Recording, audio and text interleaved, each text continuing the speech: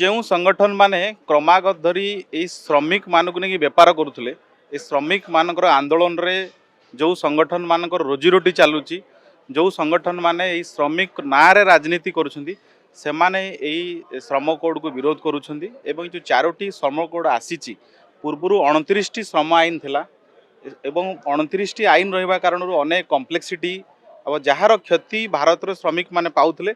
এবং ଆପଣ ଜାଣିଥିବେ ଭାରତରେ କେମିତି କିଭଳି ଲେବର ଷ୍ଟ୍ରାଇକ୍ ହେଉଥିଲା, ୟୁନିୟନ ବାଜିରୁ ଲେବର ୟୁନିୟନ କାରଣରୁ ଶ୍ରମ ଏଇ ଆନ୍ଦୋଳନ କାରଣରୁ ଅନେକ କାରଖାନା ବନ୍ଦ ହେଇଗଲା। ଏଥିପାଇଁ କେଉଁମାନେ ଦାୟୀ? ଆଜି ଯେଉଁମାନେ ଏଇ ଯେଉଁ ସଂସ୍କାରକୁ ବିରୋଧ କରୁଛନ୍ତି, এইମାନେ ହିଁ ସେ ସମୟରେ ଭାରତରେ ଅନେକ ଗୁଡ଼ିଏ ଯେଉଁ ଶିଳ୍ପ କାରଖାନା ବନ୍ଦ ହେଇଛି ତାର ସୂତ୍ରଧର এইମାନେ। ଏବଂ ଯେଉଁ 4ଟି ଆଇନ ଆସିଛି, ଇଏ ପାର୍ଲାମେଣ୍ଟରେ ବହୁ ଆଲୋଚନା ଏବଂ କମିଟିକୁ ପଠାଇବା, ଏ ସବୁ ପରେ ବିରୋଧୀ ମାନଙ୍କର ଯେଉଁ ଅବଜେକ୍ସନ୍ ବା ବିରୋଧୀ ମାନଙ୍କର ଯେଉଁ ଉପଦେଶ ଥିଲା ତାକୁ ମଧ୍ୟ କନସିଡର କରାଯାଇଛି।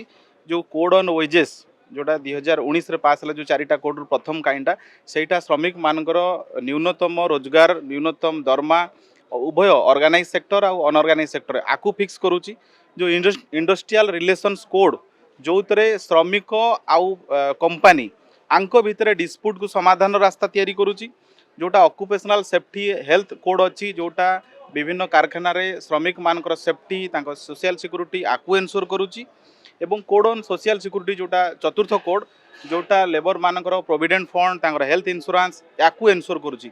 एवं 4टी जाक कोड श्रमिक मान हित में आसी एवं आत्मनिर्भर भारत जो परिकल्पना भारत सरकार नरेंद्र मोदी नहीं आकु साकार करने को श्रमिक मानकर देश में निर्माण गोटे बड़ भूमिका रही। जो 4टी श्रम कोड श्रमिक मान हित अच्छी, जो मैंने विरोध करुँच से मैंने प्रथम जवाब दिंतु जो से सरकार थे, से कांग्रेस हो कम्युनिस्ट हो, जो से सरकार थिले कांग्रेस दल थिला कम्युनिस्ट सांगे थिला, सेते बेले तो श्रमिक मान निर्यातित होउतले।